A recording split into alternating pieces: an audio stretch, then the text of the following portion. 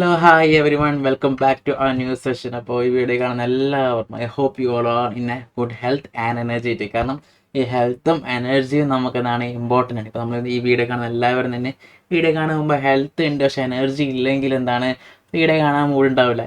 അതേപോലെ തന്നെ എനർജി ഉണ്ട് പക്ഷേ ഹെൽത്ത് ഇല്ല. അതൊക്കെ വീഡിയോ കാണാൻ പറ്റും പക്ഷേ ഹെൽത്ത് ഇല്ലെങ്കിൽ എന്താണ് അതും ഇഷ്യൂ ആണ് അല്ലേ.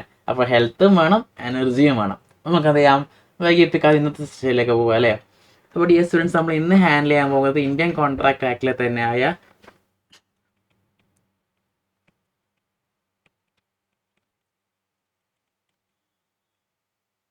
Breach of contract and it's remedies എന്ന് പറഞ്ഞ ടോപ്പിക്. അത് യൂണിറ്റ് 5 ആണെന്ന് തോന്നുന്നു. യൂണിറ്റ് 5 ഏരിയയാണ് നമ്മൾ എന്ത് ചെയ്യുന്നത് ഇന്ന് ഹാൻഡിൽ ചെയ്യാൻ വേണ്ടി പോകുന്നത്. അതായത് എന്താണ് ബ്രീച്ച് ഓഫ് കോൺട്രാക്ട്, എങ്ങനെയാണ് കോൺട്രാക്ട് വരുന്നത്, അതിൻ്റെ റെമഡി എന്തൊക്കെയാണ്, അതുമായിട്ട് കണക്ട് ആയിട്ടുള്ള ഒരു ഇൻട്രസ്റ്റിംഗ് ക്വസ്റ്റ്യൻ, ഒരു എൻ്റർടൈനിങ് ആയ ക്വസ്റ്റ്യൻ നമ്മളിന്ന് ഹാൻഡിൽ ചെയ്യാൻ വേണ്ടി പോകുന്നത്.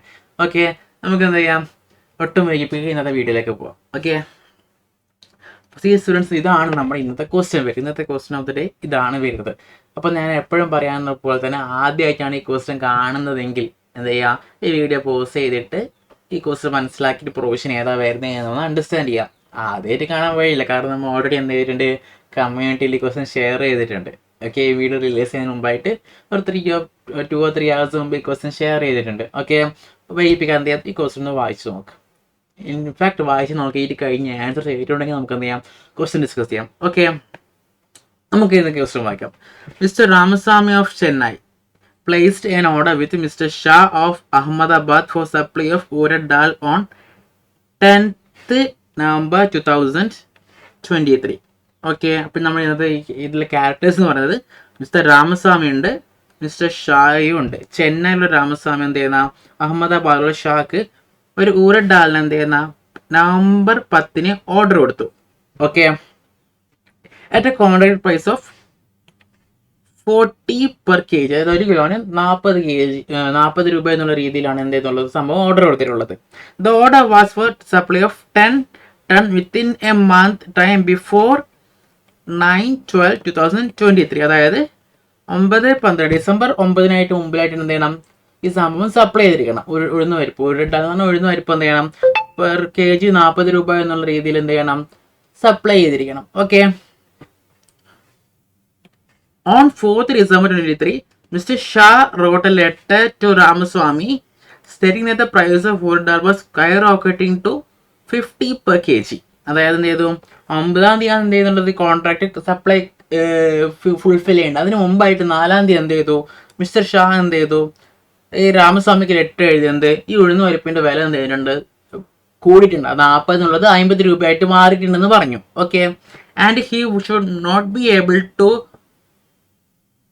Supply as per the original contract. 40 രൂപ പറഞ്ഞത് കോൺട്രാക്ട് സപ്ലൈ ചെയ്യാൻ പറ്റില്ല, കാരണം 50 രൂപയായിട്ട് മാറിയിട്ടുണ്ട് എന്ന് പറഞ്ഞു. The price of urad dal rose 53 on 9th December 2023. Okay, December, അതായത് ഈ കോൺട്രാക്ട് ഫുൾഫിൽ ചെയ്യുന്നപ്പോഴാണ് 9th ഡിസംബറിനല്ലേ കംപ്ലീറ്റ് ചെയ്യേണ്ടത്. അന്ന് എന്ത് ചെയ്യുന്ന ഈ അരി ഉഴുന്ന് പരിപ്പിന്റെ വില 53. ഓക്കെ, അപ്പോൾ ആദ്യം കോൺട്രാക്ട് വെക്കുമ്പം 40 രൂപയായിരുന്നു. അതായത് പിന്നെ 4th, അതായത് കോൺട്രാക്ട് 9th ആണെങ്കിൽ 4th എന്ത് ചെയ്ത് കത്ത് എഴുതിയിട്ടുണ്ട്, 50 രൂപയായിട്ട് മാറിയിട്ടുണ്ട്. കോൺട്രാക്ട് കഴിഞ്ഞ 9th എന്ത് ചെയ്യുന്ന 53 മാറിയിട്ടുണ്ട്. Okay, advise mister Ramaswamy citing the legal position. അപ്പോൾ നമ്മൾ ഈ രാമസ്വാമിൻ്റെ കേസ്, അതായത് രാമസ്വാമിയാണ് എന്ത് ചെയ്യുന്നത്, ബയ്യർ. ഓക്കെ, ഈ രാമസ്വാമിൻ്റെ പോയിന്റ് ഓഫ് വ്യൂവിൽ എന്ത് ചെയ്യണം, നമ്മൾ ഈ ആളുടെ ലീഗൽ പൊസിഷൻ എങ്ങനെയാണ് എന്നാണ് നമ്മൾ ഇതിനോട് ചോദിച്ചിരിക്കുന്നത്. അപ്പോൾ ഇവിടെ ഏത് പ്രൊവിഷനാണ് വരുന്നത് ഓർക്കുന്നുണ്ടോ? ജസ്റ്റ് ഒന്ന് വീഡിയോ പോസ്റ്റ് ചെയ്തിട്ട് മനസ്സിലാക്കുക, ഒന്ന് ഇരുത്തി ചിന്തിച്ച് നോക്കുക, അത് ഏതാണ് നമ്മൾ എഴുതി തന്നെയാണ് ശരി.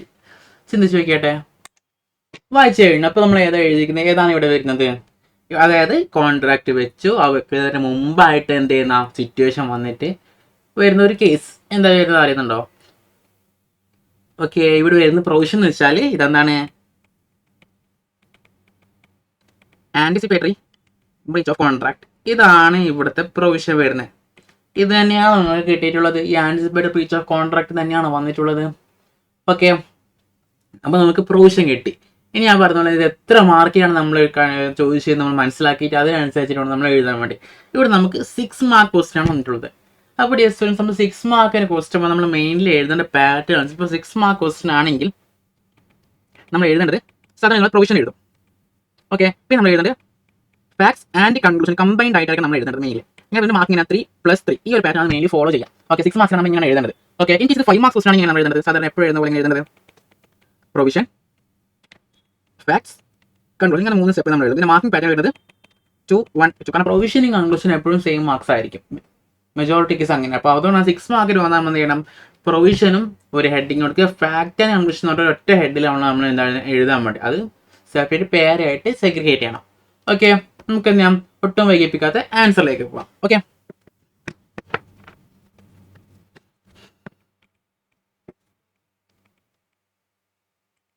ആൻസർ ക്വസ്റ്റ്യൻ നമ്പർ 1 എഴുതി നമ്മൾ എന്ത് ചെയ്യണം, അത് പ്രൊവിഷൻ ഹെഡിങ് കൊടുത്തു.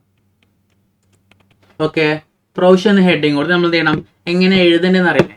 ഓക്കെ, നമ്മൾ പറയുന്നത് ആദ്യം ഇത് ഏത് പ്രൊവിഷൻ വരുന്നത്, ആൻറ്റിസിപ്പേറ്ററി ബ്രീച്ച് ഓഫ് കോൺട്രാക്ട് ആണ് വരുന്നത് അല്ലേ. ആൻറ്റിസിപ്പേറ്ററി ബ്രീച്ച് ഓഫ് കോൺട്രാക്ട് നമ്മൾ ഹെഡിങ് കൊടുക്കുന്നു, ആൻറ്റിസിപ്പേറ്ററി ബ്രീച്ച് ഓഫ് കോൺട്രാക്ട് എഴുതി കൊടുത്തു. ഓക്കെ, ഇനി നമ്മൾ എന്ത് എഴുതണം, ഇതിന്റെ പ്രൊവിഷൻ സ്റ്റാർട്ട് ചെയ്യാൻ പോകുന്ന ആദ്യം നമ്മൾ എന്ത് ചെയ്യണം, എന്താണ് ആൻറ്റിസിപ്പേറ്ററി ബ്രീച്ച് ഓഫ് കോൺട്രാക്ട് നമ്മൾ കൊടുക്കണം. ഓക്കെ, എന്താണ് ആൻറ്റിസിപ്പേറ്ററി ബ്രീച്ച് ഓഫ് കോൺട്രാക്ട്,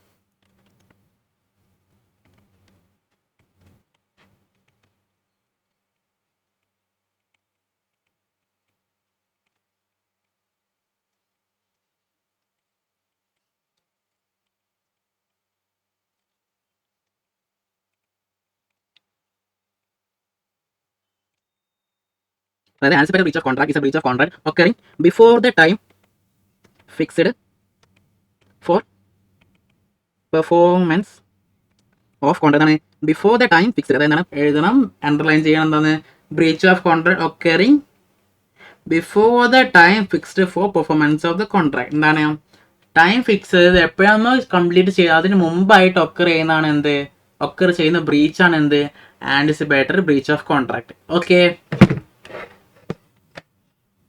എന്ന് ഞാൻ അടുത്ത പോയിന്റ് എടുക്കും. കാരണം ഇതിപ്പോൾ ബ്രീച്ച് ഓഫ് കോൺട്രാക്ട് ഇങ്ങനെ പറഞ്ഞു എന്ത് ചെയ്യണം, ഇത് കൂടി ഒന്നും കൂടി എന്ത് ചെയ്യണം, ഡീറ്റെയിൽ ആണ്. കാരണം ഇത് 3 മാർക്കിന്റെ പ്രൊവിഷൻ അല്ലേ, 3 mark provision, 3 mark conclusion plus facts, അങ്ങനെയല്ലോ പറഞ്ഞത്. എന്താ വേണ്ടത്, focus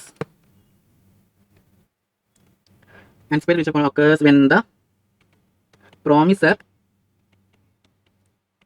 refuses to perform his promise and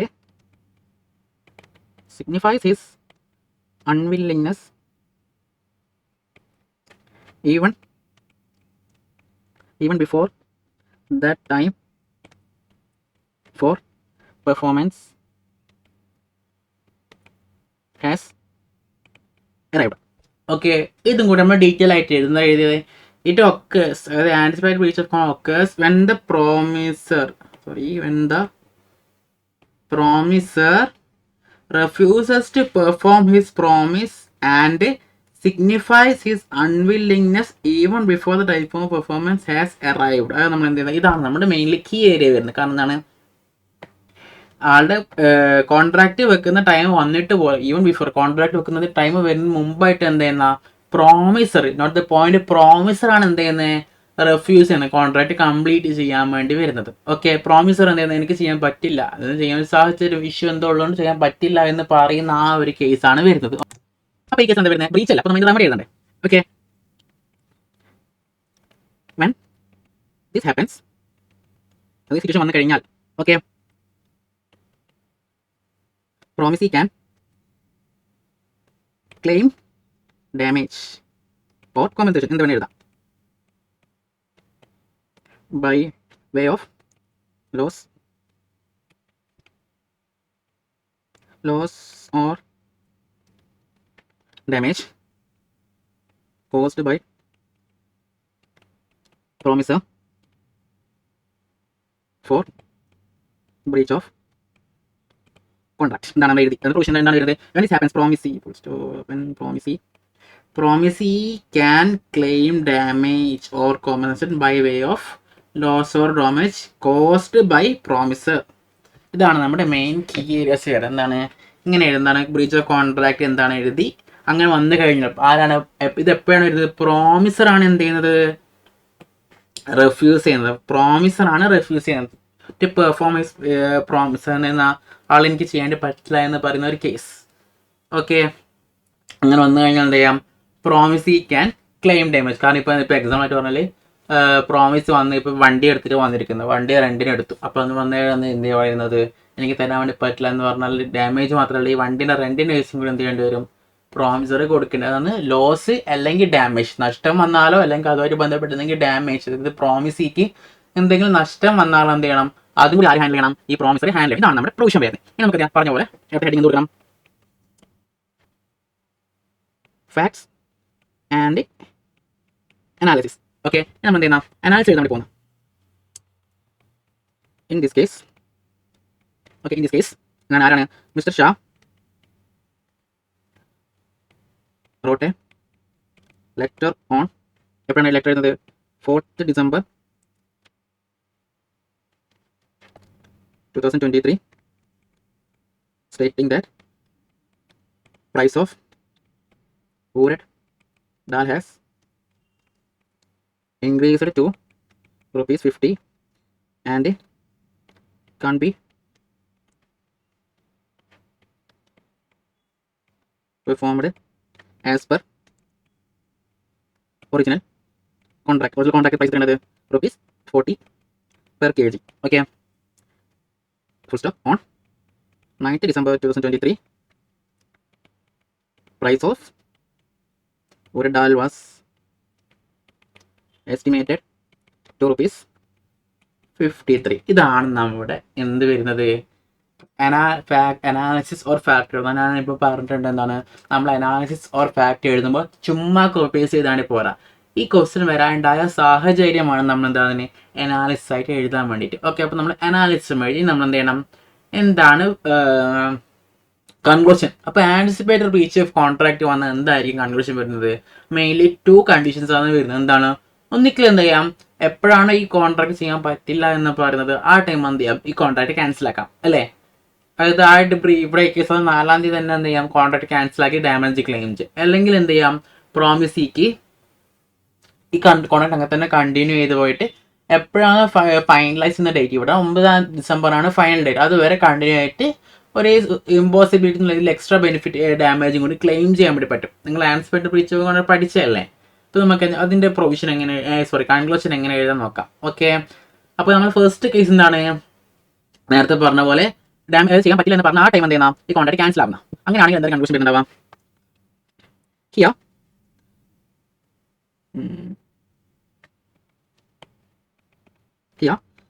mister ആളുടെ പേര് നമ്മൾ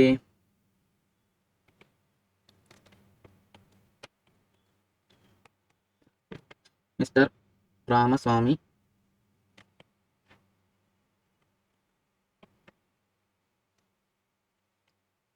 അല്ല Ramaswamy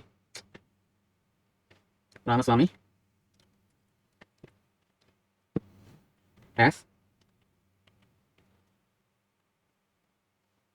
following, mister Ramaswamy can എന്ന് പറഞ്ഞത് എന്ത് ചെയ്ത് 2 കണ്ടീഷനിൽ പറഞ്ഞത് എന്തൊക്കെയാണ് condition, Ramaswamy can number 1, conclusion number 1 ആണ്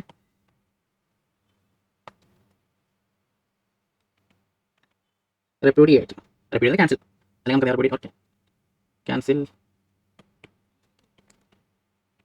cancel the contract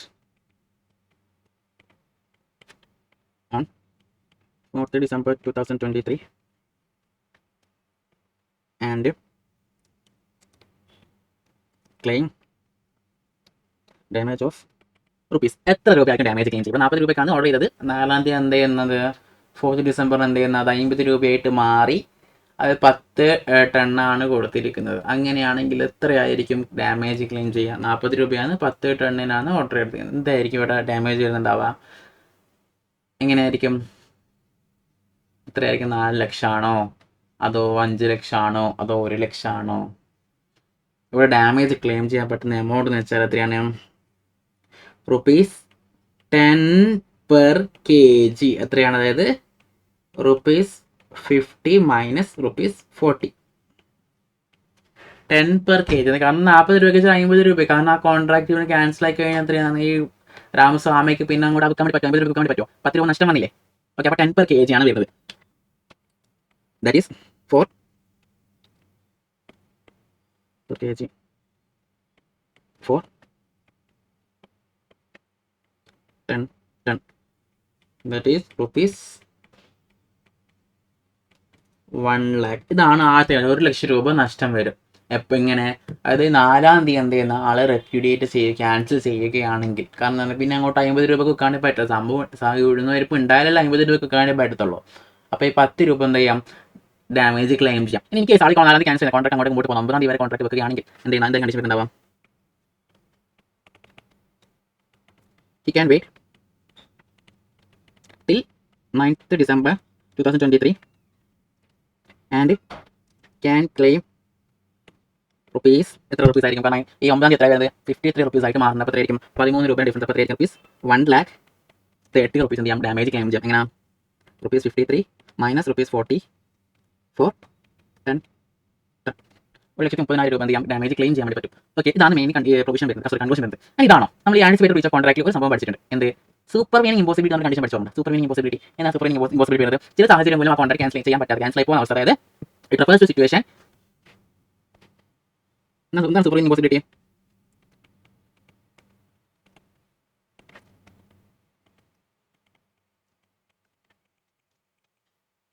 It refers to a situation where a contract becomes impossible to perform due to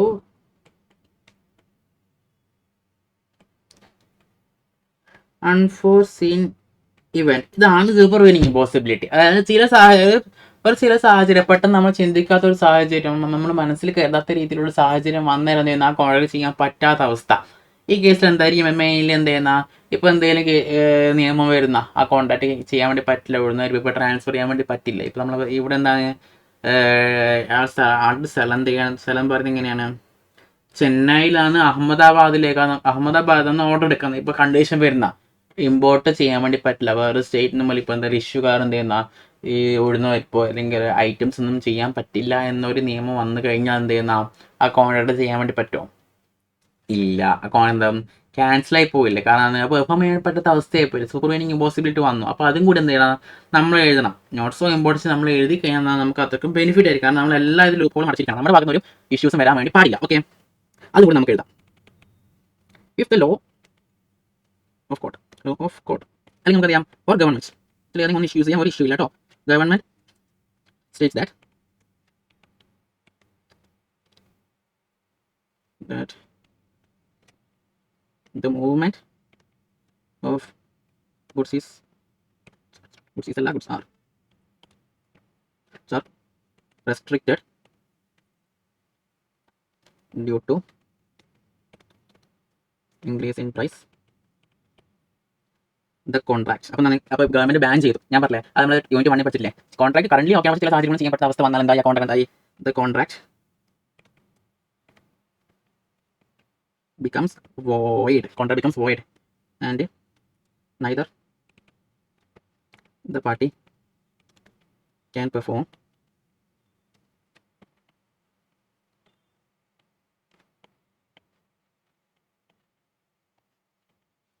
the same and no damage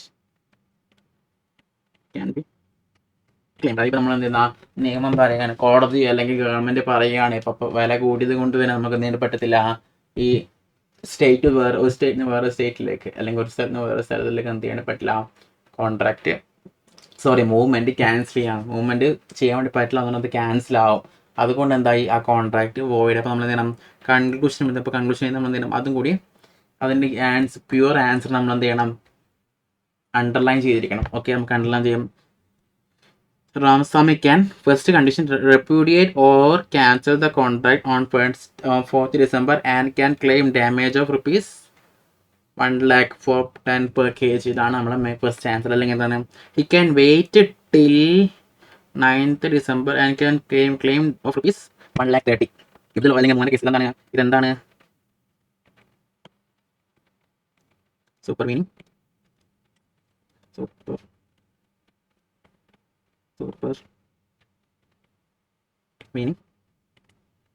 impossibility. Super meaning impossibility വന്നു കഴിഞ്ഞാൽ എന്താണ്, if the law court states that the movement of the goods are restricted due to increase in price the contract becomes void and neither the party can perform the same and the no damage can be claimed. ഇതാണ് നമ്മുടെ കൈൻ്റെ answer വരുന്നത്. Okay, അപ്പം നമ്മൾ പ്രൊവിഷനും എഴുതി എത്ര എത്ര എത്ര എത്ര 3 പോയിന്റ് അപ്പം എത്ര കിട്ടും?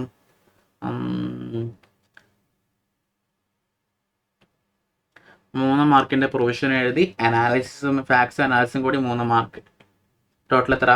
6 മാർക്സ്. അങ്ങനെ നമുക്ക് എന്ത് ചെയ്യാം? 6 മാർക്സ് ക്യാരി ചെയ്യാൻ പറ്റും. നമുക്ക് എന്ത് ചെയ്യാം? ഒട്ടും വൈകിപ്പിക്കാതെ ആൻസർ കീ എന്താണ്, സജസ്റ്റഡ് ആൻസർ നമ്മൾ ഇതാണ് നമ്മൾ എഴുതിയ ആൻസർ ആയിട്ട് കീ റിലേറ്റഡ് ആണോ, കീവേഡ്സ് ഒക്കെ കറക്റ്റ്ലി പ്രോപ്പർ ആയിട്ടുണ്ടോ നമുക്ക് എന്ത് ചെയ്യാം? ചെക്ക് ചെയ്യാം. Okay, stated provision falls under head. The stated provision falls under the head anticipated breach of contract as per Indian Contract Act 1870. നമ്മൾ എന്ത് ചെയ്യുന്ന ഹെഡിങ് കൊടുത്തിന് എന്താണ്? Anticipated breach of contract. Okay, as per ഇത് എഴുതിയിട്ടില്ലേ? As per Indian